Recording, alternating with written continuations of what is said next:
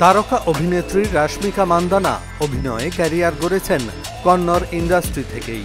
2016 সালে ঋষভ শেঠি পরিচালিত কিরিক পার্টি দিয়ে চলচ্চিত্রে অভিষেক ঘটে তার। এরপর দক্ষিণ ভারতীয় সিনেমার পাশাপাশি বলিউডের সিনেমায়ও নিয়মিত অভিনয় করছেন রাশমিকা, তবে কন্নড় সিনেমায় দেখা যায়নি তাকে।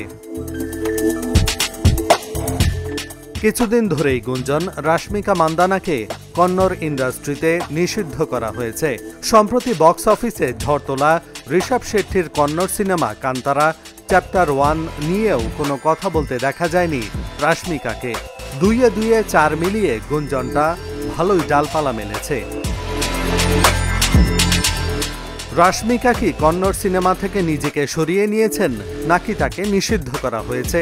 বিষয়টি আলোচনার মধ্যে গুড নিউজ কন্নড়কে দেওয়া এক সাক্ষাৎকারে গুঞ্জন নিয়েও প্রশ্নের উত্তর দিয়েছেন তিনি। নিষিদ্ধের গুঞ্জনের প্রশ্নে হাসতে হাসতে তিনি সরাসরি বলেছেন, এখন পর্যন্ত আমাকে কেউ নিষিদ্ধ করেনি।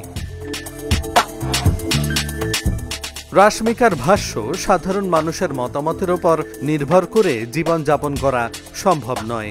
অনেক সময় সমালোচনার পেছনে থাকে ভুল বোঝাবুঝি বা অসম্পূর্ণ তথ্য।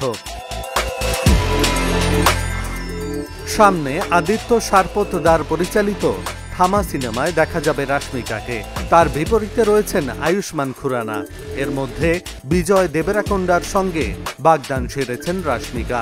ফেব্রুয়ারিতে বিয়ের কথা রয়েছে তাদের, তবে বাগদান কিংবা বিয়ে নিয়ে তারা দুজনই এখনো প্রকাশ্য কিছু বলেননি। এহসানুল হক, ঢাকা জার্নাল।